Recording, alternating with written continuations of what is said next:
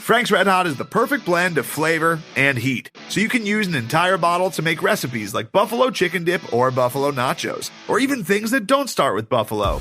Frank's Red Hot, I put that on everything.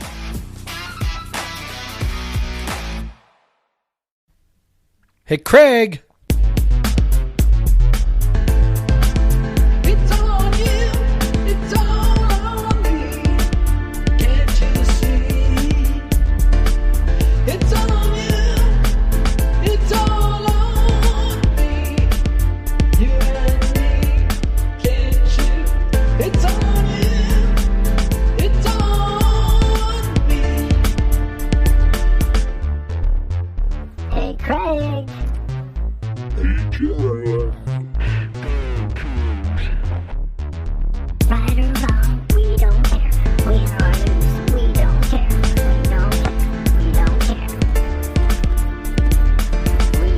Hey, Jeff. Hello. I believe I messaged you earlier when I showed you the stats for this game, the predictions for this game. And I said, back to life, back to reality. So that's a callback for all our early. I was gonna say, listeners. we need this was definitely one of those where we needed you to intro with a song. Yeah. Because it's kind of begging for it. But I'll go ahead and do our formal intro. This is Podcast Versus Everyone. I'm Craig Powers. With me, as always, is Jeff Newser. Hi. This is episode 144, the Arizona State in Tempe preview, where Stats of War CFB Graphs gives WSU a 17% chance to win. That sounds about right. And I think the line opened around 16. Yeah. So this should be an interesting one. We have another what should be a limited possessions game. Arizona State loves to run the ball, much like BYU and much like Oregon State. So, and we had 8 real drives against Oregon State against BYU last week. Let's see if we can beat that, because it's looking like they might not. This could be another grinding, a game with some grinding drives. But what we typically start out with is not their offense. We start with our offense versus their defense. What I was surprised to see is Arizona State's defense is not as good as I expected it to be. So that's at least encouraging. Yep. You would expect that a Herm Edwards team would be, defense forward and, dominant on that side of the ball. And they're okay-ish. Like they're not bad. They're just, it's not the strength of the team. So they have their EPA per pass is good. That is driven largely because they have 10 interceptions, which puts you in the top 10 nationally. So they're 31st in EPA per pass, but they're 75th in success rate. And WSU's offense has been pretty well in passing success rate. Recently, they have raised in the last 4 games from in the hundreds in passing success rate to now they're 69th. So nice. I think their true capability is above, that 40% that they're at right now. I think they're being much higher than that in the last 4 games. So that's when I was looking at this matchup, trying to break down. Basically, you got to take care of the ball. None of those, no throwing into double coverage, Jaden, and there's going to be opportunities. Teams have been able to move the ball. It's just that ASU is very good at turning people over. And so that's what you got to watch out. That's what they're relying on. Yep. And that's, it's certainly been a bugaboo, for Delora. Not that he throws a ton of interceptions, because he doesn't. Really the only time we've seen him kind of melt down in that fashion was really last year, right? Last year against USC. It was kind of the only time. So it's kind of funny, like I don't know. I feel like there is this kind of perception that he's loose with the ball. But the reality is he hasn't thrown that many picks. Yeah, I do think a lot of people saw some near interceptions last week. Yep. And, there was definitely one that BYU had in hand, but also every quarterback has those. There is a stat in the NFL. They say, the expected interceptions, but we don't have that in college. So there's a lot of guys that drop interceptions in college. So, so yeah, I mean, if we were out looking for how many interceptions a guy should have, probably everyone would suck. So, yeah, he's generally been good at taking care of the ball. He's good at avoiding sacks. That's why WSU's offense in the last few weeks has started to click, because he doesn't get too many negative plays. But what you have to watch out for is, when he's feeling good and he wants to take that shot play, and because that's what happened against BYU early in the game. They had the ball. They were driving again, two possessions in a row, and then he just decides to air it out deep into double coverage. It was never there, but so he just has to avoid those mistakes that kill promising drives. And I think they'll be able to move the ball and maybe put up some points, but again, it's going to be how many possessions they get. Right. That kind of made their offense look worse against BYU because they had so few possessions. But other than that, their run defense isn't anything special. They're 66th in EPA per rush, 50th in rushing success rate. So that really, it's just a matter of and even their third and fourth down success rate is pretty poor. So that. There definitely is some weaknesses on the defense, and if WSU can stay on schedule and finish some drives, which honestly would probably be helpful, because once we talk about Arizona State offense, honestly, if they can limit their possessions, that would probably be good too. So I think hopefully Borgie seems to be on the uptick. Like, he's playing better and better. Hopefully they have McIntosh back to give him a spell, and so they can kind of capitalize on that so-so run defense that Arizona State has, and capitalize on that pass offense, which I feel like they can do. I feel like they've been able to do that pretty effectively. We'll see if Arizona State plays like BYU does and drops players, takes away those big passes. Unlike Stanford, who decided not to do that, and perhaps Stanford gave the game tape that everyone's looking at, like, well, don't let him get by you. Maybe don't let him run right past you down the field. But WSU was, pretty decent at times moving the ball against BYU. Now, Arizona State's defense is better than BYU's, so that's the challenge. I mean, this advanced stat preview we're looking at from CFB Graphs projects WSU to score 14 points in this game. Yeah. I tend to chalk up a lot of what happened against BYU to the coaching, to be honest. So much of where they had issues were up front blocking, and the offensive line, during that 3-game win streak had played, much, much better. Way less pressure.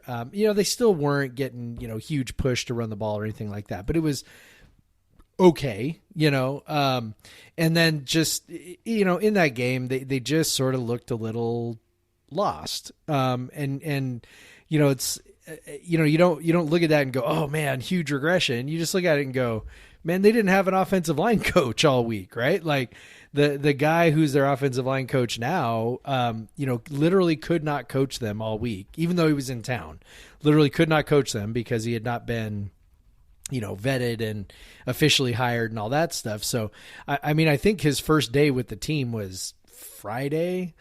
Same with the new quarterbacks coach. And so by Friday, all you're doing on Friday is, walkthroughs. I mean, you're not doing anything else. And so, maybe he can point out some stuff during the game, but just, BYU was running, a bit of an odd front, and they were, basically running what, reminded me of an air raid defense. I think I said that in the podcast on Monday. they were just like, hey, whatever you do, you're not going to go deep. We're going to try to prevent explosives, and we're just going to make you, if you're going to pick us apart little by little by little to move down the field, then okay. But that's how you're going to have to do it. And, and it took until really the second half before, we adjusted to that. Arizona State doesn't strike me as a team that's going to deviate philosophically from what they do. I tend to think they're going to be maybe a little more like Stanford, where they just kind of go, okay, this is what we do, and you're going to have to beat us. Because a team, so as I'm looking here at collegefootballdata.com, their explosiveness against the pass is actually pretty bad. Which tells me that this is not a team that, is endeavoring to, try to take away big plays or trying to make you nickel and dime them down the field.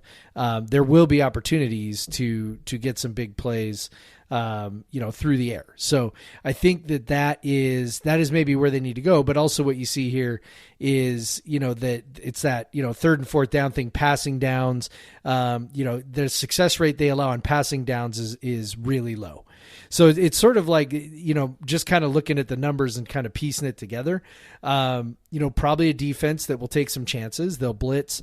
They'll try and get negative plays. You mentioned that they sort of thrive off turnovers, right? So they're going to try and pressure you into a mistake. And if you can, make sure to not make a mistake, then there's opportunities to, bite off giant chunks of yards. If you do get, negative plays, then all of a sudden that's when they kind of tighten the screws on you. So that's going to be, I think, the thing to watch is, is the offensive line kind of playing back together the way that it was. Are they going to give, Delora the time he needs? Is he going to be able to move? And then the other thing I'm looking for on Delora is this, when we kind of talk about that defense that BYU was running, sometime in the third quarter, I was like, man, he's just got to tuck the ball and run. There's all this space. You got, they're running this 3-3-5 stack thing. And it's like, the linebackers are, really, I think they were about 5 yards away from the line of scrimmage. Like they were way back there. And so they were dropping back, again, trying to prevent big plays, and the middle of the field was wide open. And Delora did tuck it once and go, probably could have done it another 10 times.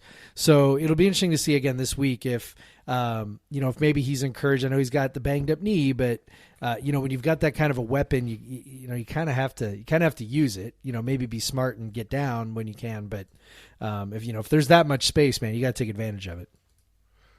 Another thing that and on that line of thinking, another thing that encourages me is that, along with turnovers, like you said, they like to blitz and all that. Because if you look, they have 21 sacks, and there's not one guy that has more than 3. So they're mixing up their blitzes. They're finding different guys. But they didn't sack anyone against Utah last week. And so if you're against a quarterback that doesn't get sacked much, like Jaden Delora, that's encouraging. Jaden he rarely gets sacked, and so if he can. If they can stay on schedule and not give Arizona State those big negative plays, because another thing, WSU has struggled with stuffs, so run stuffs, and ASU just is very poor at that. They're 16% stuff rate. Average would be probably more like 18%. So they're not stuffing runs as much, and that's been a problem for WSU. So if Laura can neutralize their ability to sack the quarterback, if we're not looking at those negative and 0 run plays, and Delora can, keep that 70% completion percentage, hit those passes to stay on schedule, and hopefully be a little more accurate and giving his receivers the chance to get a few more yards after the catch, so they can make those, because you really want to stay out of those passing downs. They obviously queue up their pressure. They try to force, like you said, that 27% success rate on passing downs that they're allowing is very, very good, which is very strange because they have such a poor third and fourth down success rate. So if you get them into third and shorts, they're not very good in that situation. Yep. I mean, no defense is good, but they're especially not good in that situation because they're so good in 3rd and 7. They're not good in 3rd and 2. So again, just if Jaden can do what he does, neutralize those sacks, Max and and Dion can pick up yardage and not avoid those negative running plays, I feel like they can put together some drives. Now, they may be long drives, but I feel like they can move the ball. So we may see some frustrating drives that end on like a 4th down on the 38, but I think they are going to put up some yards. The big thing is, can they be consistent enough to finish? And they were against BYU in 3 like very impressive longer drives. So hopefully they can do that again against ASU. And like I said, that like limiting possessions in this game probably is to their favor more than it is to ASU. Yep. Yeah, I agree with that. Well, let's move on over to ASU's offense, which you don't think of offense against when you're playing ASU, but they're just very efficient. They're very effective. They just keep the ball moving, and they don't give it away. And their EPA per pass is 19th. Their EPA per rush is 10th. 8th in rushing success rate, 48% success rate on rushes, which usually your passing success rate is higher than your rushing success rate, or at least near it. But rushing success rate, 48%. They also love to run the ball. Again, much like BYU, much like Oregon State, they love to run the ball on early downs, nearly 60% of the time. So expect early down runs, and then they're trying to set Jaden Daniels up in easy, like in situations that are easy for him to convert, and they've done that very well so far. Yeah, they terrify me. Because of that, at this point, I'm kind of tempted to look at Oregon State as just some very weird outlier with the way that we were able to, at least sort of contain their rushing attack. Because other teams that are sort of rush centric, yeah, they definitely did not in the second half.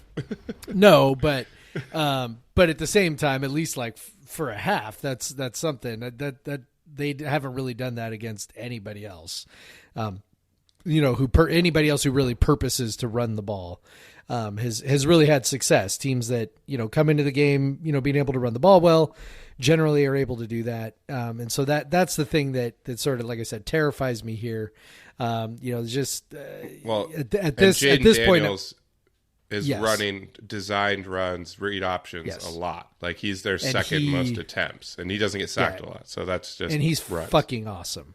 Like he is, when we saw him as a freshman a couple of years ago, I was just like, that dude is a star in the making. He's playing as a true freshman, just so good. He's an absolute stud. So, yeah, it's going to be, as you seem to have alluded to right there, it's going to be one of those games where our fans are pulling their hair out and tearing their clothes over a running quarterback running all over the place. Because he is so damn good. We got to get used to it, folks. They're just even the non-mobile quarterbacks are mobile at this point. Everyone is mobile. It's true. It's Gardner Minshew ran like a 4.9 at the combine, and he was dangerous running the ball when he was at WSU. So anyone's mobile except Anthony Gordon. So I don't even know, man. After that BYU second half where when they decided to run the ball, WSU had a very hard time stopping it. Herm Edwards would love nothing more than to pound that thing over and over and over again. And this is where it becomes even harder to stop because, WSU knew that the same guy on BYU is going to get the ball over and over again. But this, you're going to have to account for the quarterback and the running back. And that makes it even more difficult. This is tough. There's just not many weaknesses in their offense. I guess, even if you look at their passing down success rate, it's not bad. It's not great, but it's not bad. But they're just the rest of their down success rate is insane. Their standard down success rate is 58%. They're having a successful play 58% of the time, which means staying ahead of the chains. So that is that's like you said, it's terrifying, and Jaden Daniels is very good. So they are defense. They are ninth, by the way, nationally in third and fourth down success rate, or third and fourth down success rate, or success. Maybe that's just conversions, but 52% of the time. Typically means conversions. It says success, but I think it means conversion. 52% of the time. Well, a successful play on third and fourth down is the conversion. Yes, is the first. That's down. how it's defined. Yes. So exactly. Okay, so 52% of the time, which is I would assume directly correlated to the 16th ranked early downs EPA. So, it's the key again.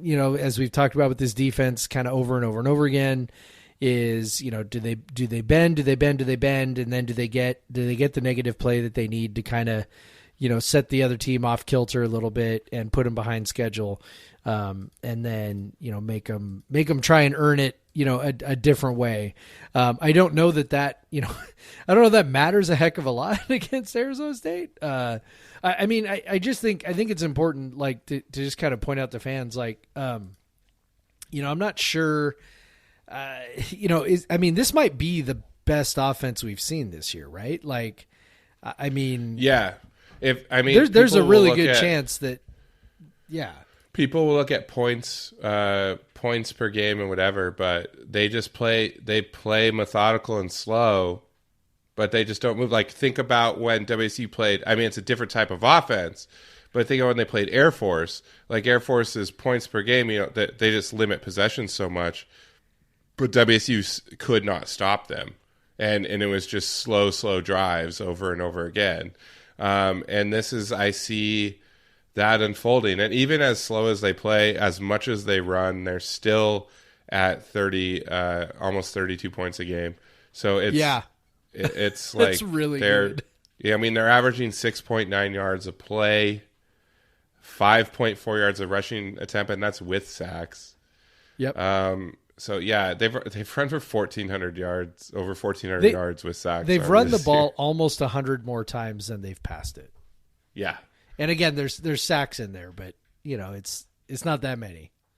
So, they run the ball and they run it really effectively, and it's going to be there's a pretty good chance it's one of those very annoying and frustrating games, just kind of watching a team run you over. So I don't know. We'll see. Maybe Jake Tickert's got something he can cook up to do something fun and kind of put him behind. I am curious. I didn't watch their game last weekend against Utah, which they lost. So I am a little bit curious as to what Utah did. Utah held them to their lowest yards per play of the season, held them to only 21 points. Their rushing yards, they only rushed for season low 148. Had 66 plays, which was is pretty much kind of that's a high-ish number for them. I kind of wish I would have watched the game so I had a better sense of what Utah did, but I don't know. Utah proved it can be done, I guess. I don't know. Not that our defense is as good as Utah, but I don't know. Maybe there's some nugget in there that we can build off of. Yeah, maybe we just grow to 320-pound tackles. Eat an extra omelet in the morning and have some more pizza at night. You could do it. There you go. Yeah. I would not recommend gaining that much weight in that short amount of time. That's very unhealthy. No? Probably. Yeah. Probably should avoid it. Well, we usually talk longer about the defense against their offense, but honestly, there's just I can't. It's like I hope they play better than they normally do thing. I hope that they just play better.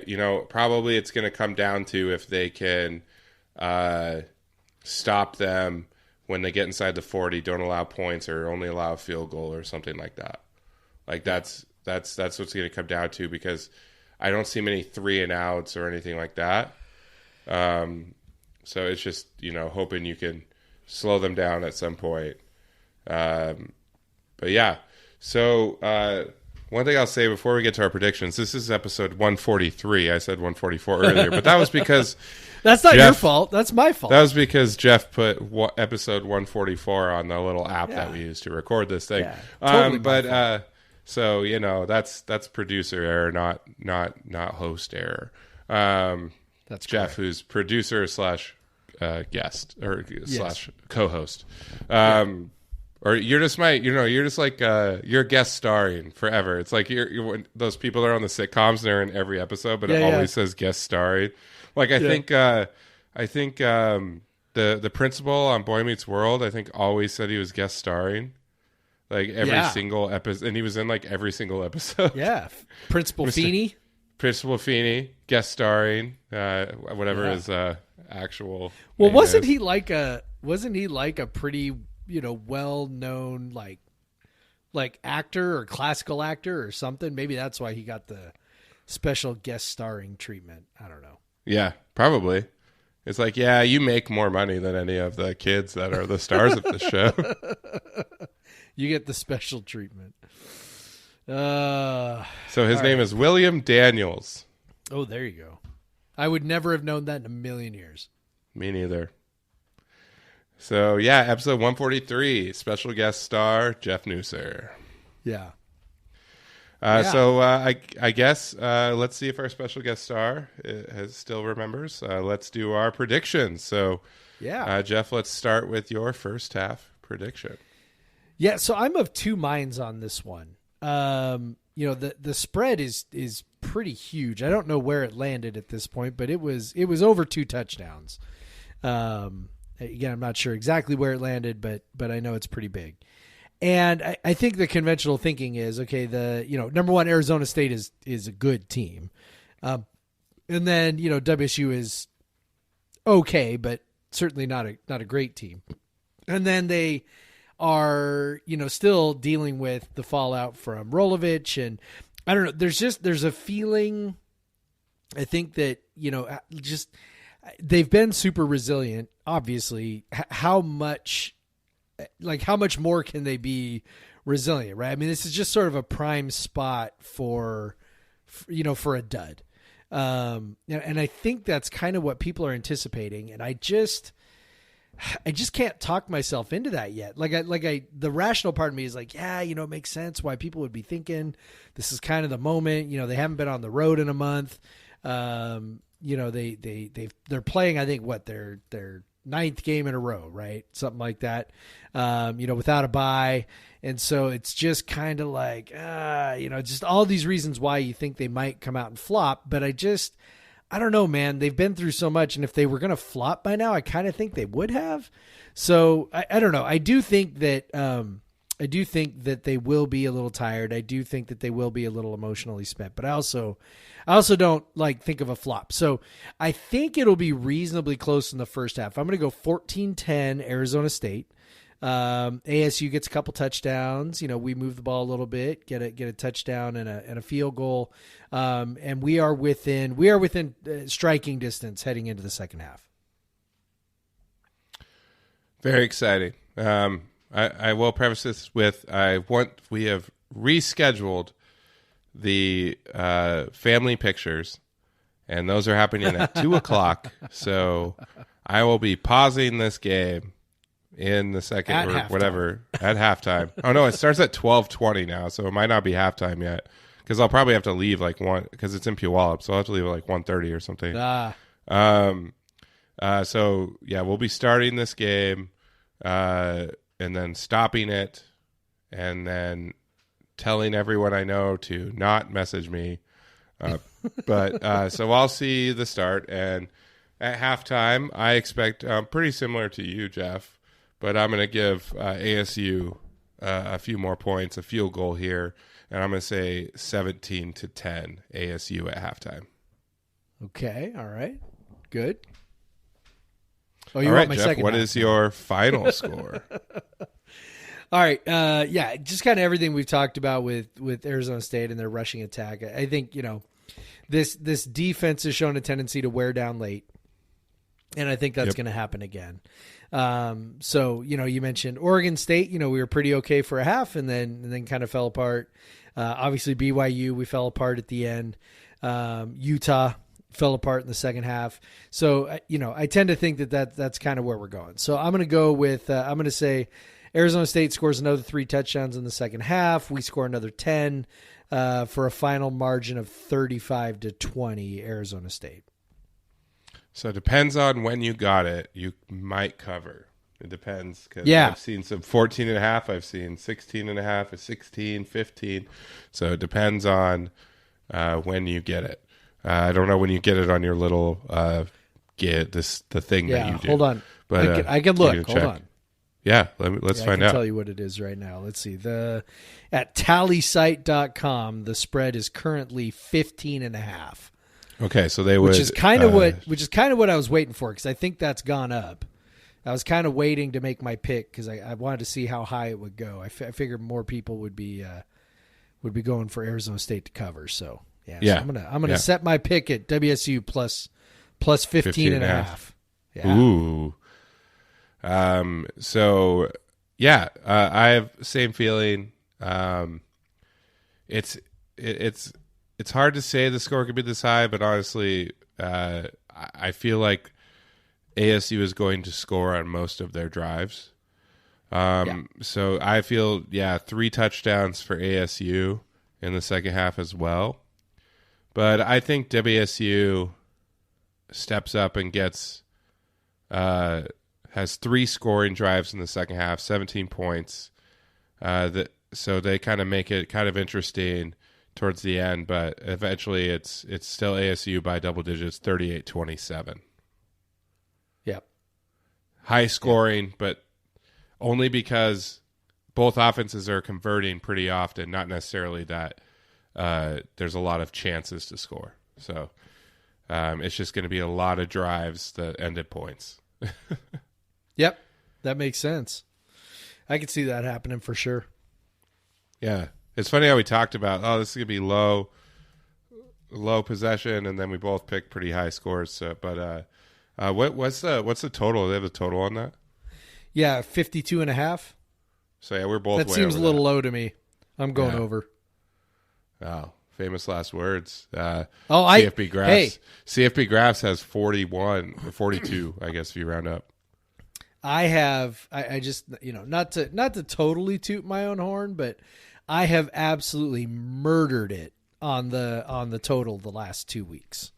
Like I'm hitting something like 75% of my picks on the total. So someone get Jeff to Vegas or to I'm Emerald just Creek saying. Casino. Someone get Jeff to Emerald Creek Casino. Yeah. So that's it. Those are our picks. If WSU loses, you get to send, or wins. I'm sorry. If WSU loses, then we're all set. But if WSU wins, be sure to send us that GIF of Will Ferrell in Wedding Crashers saying, "What an idiot! What an idiot!" So you can send that GIF if WSU wins to my Twitter account at the Craig Powers and to Jeff's Twitter account at PodVS Everyone. We would love to see those GIFs all over our timeline, all over our mentions if WSU pulls this one out on the road, because that would be one hell of a result. Obviously if you all start sending me that, it'll spoil it for me. I'll just try to turn the notifications off on my app, but don't let that stop you.